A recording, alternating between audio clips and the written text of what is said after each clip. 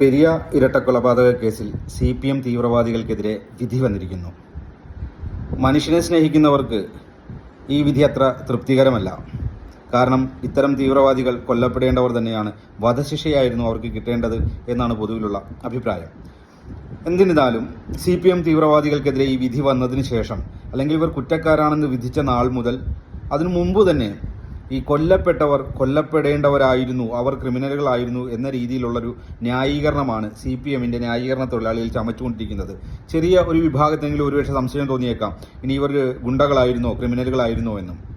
എത്രയൊക്കെ നമ്മൾ പറഞ്ഞാലും CPMന്റെ പ്രചാരണങ്ങൾ എല്ലാ കാലത്തും വിശ്വസിക്കുന്ന ഒരു വിഭാഗം ജനങ്ങളുണ്ടല്ലോ. അവരെ പറഞ്ഞ് തിരുത്താൻ കഴിയില്ലെങ്കിലും കുറച്ച് കാര്യങ്ങൾ പറയണമെന്ന് തോന്നി നിഷ്പക്ഷരായ ചിലരോട്. ഈ പറയുന്ന രണ്ട് ചെറുപ്പക്കാർ പെരിയ എന്ന് പറയുന്ന പ്രദേശത്ത്, അല്ലെങ്കിൽ കല്യോട്ട് എന്ന് പറയുന്ന പ്രദേശത്ത് വളരെ ജനകീയരായി ഉയർന്നു വന്ന രണ്ട് ചെറുപ്പക്കാരാണ്. CPMന്റെ കുടുംബങ്ങളിൽ നിന്നടക്കമുള്ള കുട്ടികൾ ഈ ചെറുപ്പക്കാരുടെ പ്രവർത്തനങ്ങളിൽ ആകൃഷ്ടരായി അവരോടുള്ള ഇഷ്ടം കൊണ്ട്, അത്രയും സ്നേഹത്തോടുകൂടി കാര്യങ്ങൾ കൈകാര്യം ചെയ്യുന്നവരായതുകൊണ്ടായിരിക്കാം അവരുടെ വാദ്യമേള ഗ്രൂപ്പിലും അവരുടെ ഫുട്ബോൾ ക്ലബിലും ഒക്കെ ചേരുകയും CPM കുടുംബങ്ങളിൽ നിന്നടക്കമുള്ള കുട്ടികൾ, ഒരിക്കൽ നേരത്തെ പറഞ്ഞതുപോലെ ഇവരുടെ കൂട്ടത്തിൽ ചേരുകയും ഒരു വലിയൊരു ഗ്യാങ് ആയി മാറുകയും ചെയ്തു. അത് കോൺഗ്രസിനോട് അനുഭാവമുള്ള കുട്ടികളായിട്ട് കോൺഗ്രസിന്റെ ആശയങ്ങളിൽ ആകൃഷ്ടരായി അവർ മുന്നോട്ട് പോകുന്നതിൽ ഭയചകിതരായ CPMന്റെ ക്രിമിനൽ സംഘം നടത്തിയ കൊലപാതകമാണ് കൃപേഷിന്റെയും ശരത്ലാലിന്റെയും കൊലപാതകം. ഇതിന് മുന്നോടിയായിട്ട് KSU യൂണിറ്റ് തൊട്ടടുത്ത വിദ്യാലയത്തിൽ ഒരു KSU യൂണിറ്റ് ഇട്ടതുമായിട്ട് ബന്ധപ്പെട്ടുണ്ടായി അവിടെ ഒരു സംഘർഷമുണ്ടായി. ആ സംഘർഷത്തിൽ ഈ പറയുന്ന കൊടും ക്രിമിനലുകൾ ഭാഗമാകുകയും അവർക്ക് പരിക്കേൽക്കുകയും രണ്ടു കൂട്ടർക്കും പരിക്കേൽക്കുകയുണ്ടായി. അതിനെ തുടർന്നിട്ട് ഭരണത്തിന്റെ സ്വാധീനം ഉപയോഗിച്ചിട്ടാണ് ഈ ചെറുപ്പക്കാർക്കെതിരെ വധശ്രമത്തിന് ജാമ്യമില്ലാത്ത വകുപ്പുകളൊക്കെ ചുമത്തുകയും ജയിലിലിടാൻ ശ്രമിക്കുകയും ജയിലിട്ടു.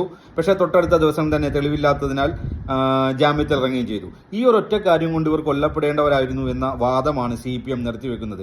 നിങ്ങൾ അല്പമെങ്കിലും ബോധമുള്ളവരാണെങ്കിൽ മനസ്സിലാക്കണം, ഏതൊരു പൊതുപ്രവർത്തന രംഗത്ത് വന്നാൽ CPMനോട് ഒരു തർക്കമുണ്ടായാൽ, അവിടെ ഒരു സംഘർഷമുണ്ടായാൽ, CPM ഭരണത്തിലാണെങ്കിൽ ഉറപ്പായിട്ട് അവർക്കെതിരെ വധശ്രമം 308 ആണെന്ന് തോന്നുന്നു ആ ഒരു വകുപ്പ് പ്രകാരമായിരിക്കും അവർ കേസ് ചാർജ് ചെയ്യുന്നത്. കാരണം അവരുടെ ഭരണ സ്വാധീനമാണത്. നമ്മൾ എത്രയൊക്കെ ഒന്നും ചെയ്തില്ലെന്ന് പറഞ്ഞാൽ പോലും, നമ്മളൊരു ആയുധം കണ്ടിട്ടില്ലെന്ന് പറഞ്ഞാൽ പോലും, നമ്മൾ ആയുധം ഉപയോഗിച്ച് ആക്രമിച്ചു എന്ന രീതിയിൽ തന്നെയായിരിക്കും കേസുകൾ ഫയൽ ചെയ്യുന്നത്. ആ കേസുകളെ ഭയന്ന് നമ്മൾ പൊതുപ്രവർത്തനത്തിൽ നിന്ന് പിന്തിരിയണമെന്നാണ് CPMന്റെ ലക്ഷ്യം. അതുതന്നെയാണ് ഇവിടെ നടന്നിരിക്കുന്നത്. അല്ലാതെ അതിൽ വലിയ കാര്യമൊന്നുമില്ല. നിങ്ങൾ ഏത് പൊതുപ്രവർത്തകനെ സംബന്ധിച്ച് നോക്കിയാലും ഇത്തരം കേസുകൾ ഉണ്ടാവും. അതുകൊണ്ട് അവർ കൊല്ലപ്പെടേണ്ടവരാണ് എന്നാണ് പറയുന്നത്. അങ്ങനെയാണെങ്കിൽ നമ്മുടെ മുഖ്യമന്ത്രിയുടെ ഗൺമാന്മാരും ഈ നാട്ടിലെ മുഴുവൻ DYFIക്കാരും ഒക്കെ ഇതുപോലെ ക്രൂരമായ കൊട്ടേഷൻ സംഘത്തിൽ ക്രൂരമായി കൊല്ലപ്പെടേണ്ടവരാണ് എന്നാണോ നിങ്ങൾ പറഞ്ഞു വെക്കുന്നത്? അങ്ങനെ ഒരു സംഘർഷമുണ്ടായാൽ അതിന് ജനാധിപത്യ രീതിയിൽ നിയമപരമായി നേരിടുന്നത് നമുക്ക് മനസ്സിലാക്കാം. വീട്ടിലേക്കുള്ള വഴിയിൽ ഒളിച്ചിരുന്ന് കൊട്ടേഷൻ സംഘത്തെ ഇറക്കി വളരെ ഗൂഢാലോചന നടത്തി CPM നേതാക്കളുടെ പിന്തുണയോടുകൂടി ഇത്രയും ക്രൂരമായി കൊലപ്പെടുത്തിയതിനു ശേഷവും അവരെ വ്യക്തിഹത്യ ചെയ്ത് അവരെ ഗുണ്ടകളായി ചിത്രീകരിച്ച് അവരുടെ കുടുംബത്തെ വേദനിപ്പിക്കുന്ന രീതിയിലേക്കാണ് CPM കടന്നു പോകുന്നത്. കൊലയാളികളുടെ പാർട്ടിയാണ് ഞങ്ങളെന്ന് അവർ ഒരിക്കൽ കൂടി തെളിയിച്ചുകൊണ്ടിരിക്കുകയാണ്. ഇത്തരം കൊലയാളി പ്രസ്ഥാനങ്ങളെ സമൂഹത്തിൽ നിന്ന് മാറ്റി, ഇവർക്ക് വോട്ട് ചെയ്യുന്നവർ പോലും കൊലയാളികളെയാണ് പിന്തുണയ്ക്കുന്നത്. ഇവരെന്ത് നന്മയാണ് സമൂഹത്തിൽ ചെയ്തിട്ടുള്ളത്? ഇവർ എല്ലാ കാലത്തും ഇവരുടെ രക്തസാക്ഷി പട്ടിക നിരത്താറുണ്ട്. ഇപ്പോൾ പോലും ഞങ്ങൾ കുറേ പേർ കൊല്ലപ്പെട്ടു, ഇവർ കൊല്ലപ്പെട്ടു എന്ന് പറയുന്നവരിൽ 99% ആൾക്കാരും വ്യാജ രക്തസാക്ഷികളാണ്. നിങ്ങൾ ഓരോരുത്തരുടെ കേസ് ഹിസ്റ്ററികൾ പരിശോധിക്കുക. ബോംബ് നിർമ്മാണത്തിൽ കൊല്ലപ്പെട്ടവർ, കള്ളുഷാപ്പിൽ തർക്കമുണ്ടായപ്പോൾ കൊല്ലപ്പെട്ടവർ, അപ്പൻഡിക്സ് വന്ന് മരണപ്പെട്ടവർ, ഇവരൊക്കെ ഇതിനകത്ത് പാമ്പ് കടിയേറ്റ് മരിച്ചവർ, ജാഥക്ക് പോകുമ്പോൾ ബസ് ഇടിച്ച് മരിച്ചവർ, ഇതൊക്കെ ഈ രക്തസാക്ഷി പട്ടികയിലുണ്ട്. നമുക്കറിയാവുന്ന എത്രയോ രക്തസാക്ഷികളുണ്ട്. വെഞ്ഞാറമൂട്ടിൽ ഗുണ്ടാ സംഘങ്ങൾ തമ്മിലുള്ള തർക്കത്തിൽ കൊല്ലപ്പെട്ടവരെ വരെ രക്തസാക്ഷിയാക്കാൻ നോക്കി. കപ്പ തർക്കത്തിൽ കൊല്ലപ്പെട്ടവരെ രക്തസാക്ഷിയാക്കാൻ നോക്കി. ഇതൊക്കെ നമ്മൾ കൺമുമ്പിൽ ഈ സമീപകാലത്ത് കണ്ടതാണ്. ദൃശ്യമാധ്യമങ്ങൾ വന്നതിന് ശേഷം രക്തസാക്ഷികളില്ല. ആ രീതിയിൽ വ്യാജ പ്രചാരണങ്ങൾ നടത്തി രക്തസാക്ഷികളെ ഉണ്ടാക്കുകയും എതിർ പാർട്ടിയിൽ നിൽക്കുന്നവരെ വ്യക്തിഹത്യയും ചെയ്തിട്ടുള്ള പാരമ്പര്യം, അത്തരം പ്രവർത്തനങ്ങൾ രക്തത്തിൽ അലിഞ്ഞു ചേർന്നവരാണ് CPM. ആ രീതിയിലുള്ള പ്രവർത്തനങ്ങൾ കൊണ്ട് കൃപേഷിനെയും ശരത്ലാലിനെയും അപമാനിക്കാൻ വരുമ്പോൾ ഇവിടുത്തെ പൊതുസമൂഹമാണ് CPMനെ തള്ളിക്കളയേണ്ടത്. ഇതിനിടയിൽ ധീരജിന്റെ കൊലപാതകവുമായിട്ട് കമ്പയർ ചെയ്യുന്നത് കണ്ടു. കൃപേഷിനെയും ശരത്ലാലിനെയും കൊന്നവർ ഈ 5 കൊല്ലമായിട്ട് ജയിലിൽ കിടക്കുകയാണ്. അത്രയും ശക്തമായ തെളിവുകൾ. നിങ്ങൾ ഈ പറയുന്ന ധീരജിനെ കൊന്നുവെന്ന് പറഞ്ഞ് പ്രതി ചേർക്കപ്പെട്ട യൂത്ത് കോൺഗ്രസ്സുകാരൻ പുറത്തുണ്ട്. അയാൾക്കെതിരെ തെളിവില്ല, കൊന്നു എന്ന് പറയുന്ന ആയുധമില്ല, ഇയാളുടെ സാന്നിധ്യം തെളിയിക്കാനായിട്ട് അവിടെ ഫോറൻസിക് പരിശോധനയ്ക്ക് കഴിഞ്ഞിട്ടില്ല.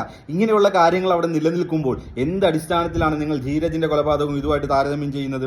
ധീരജിനെ കൊലപ്പെടുത്തിയ ആളെ കണ്ടുപിടിക്കണം, അദ്ദേഹത്തിന് ശിക്ഷിക്കണം എന്ന് തന്നെയാണ് ഓരോ കോൺഗ്രസ്സുകാരുടെ ആഗ്രഹം. പക്ഷെ എന്തുകൊണ്ട് അന്വേഷണം നടക്കുന്നില്ല?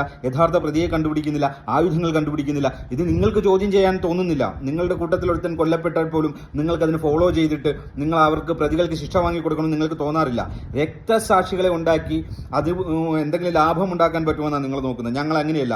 കൃപേഷിന്റെയും ശരത് ലാലിന്റെയും കൊലപാതകികളെ കണ്ടുപിടിക്കാൻ വേണ്ടി പാർട്ടി എല്ലാവിധ സഹായങ്ങളും ചെയ്തു. എറണാകുളത്ത് അവർക്ക് വേണ്ട സഹായങ്ങൾ ചെയ്തു കൊടുത്തു. ഇവിടെ DCC ആണ് ചെയ്ത കാര്യങ്ങളൊക്കെ പുറത്തു വന്നു. ആ രീതിയിൽ അങ്ങേയറ്റം ഫോളോ അപ്പ് നടത്തിയിട്ടാണ് പ്രതികൾക്ക് ശിക്ഷ വാങ്ങിക്കൊടുക്കുന്നത്. നിങ്ങൾ എന്തുകൊണ്ട് ചെയ്യുന്നില്ല? അഭിമന്യു ആയാലും ധീരജായാലും അതിന്റെ കൊലപാതകികൾ ശിക്ഷിക്കപ്പെടണമെന്ന് ഏറ്റവും ആത്മാർത്ഥമായിട്ട് ആഗ്രഹിക്കുന്നവരിൽ കോൺഗ്രസ്സുകാരുമുണ്ട്. പക്ഷേ നിങ്ങൾക്ക് അതിന് താല്പര്യമില്ല. നിങ്ങൾക്ക് അവരെ കൊണ്ടുണ്ടാകുന്ന രാഷ്ട്രീയ നേട്ടങ്ങൾ, അവരെ കൊണ്ടുണ്ടാകുന്ന സാമ്പത്തിക ലാഭങ്ങളൊക്കെ മാത്രമാണ് നിങ്ങളുടെ ചിന്തകളിലും ലക്ഷ്യങ്ങളിലും ഉള്ളത്. അതുകൊണ്ട് കൊല്ലപ്പെട്ടവരെ നിങ്ങൾ വ്യക്തിഹത്യ ചെയ്ത് വീണ്ടും അവരെ കൊല്ലാം എന്ന് നിങ്ങൾ കരുതേണ്ടതില്ല. ഇതെല്ലാം കണ്ടുവരുന്ന ഒരു തലമുറയുണ്ട്.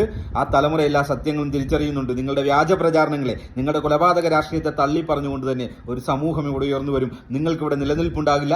ജനാധിപത്യ രീതിയിൽ തന്നെ നിങ്ങളുടെ കൊലയാളി രാഷ്ട്രീയത്തെ നാട്ടിൽ നിന്ന് ജനം ഉന്മൂലനം ചെയ്തിരിക്കും.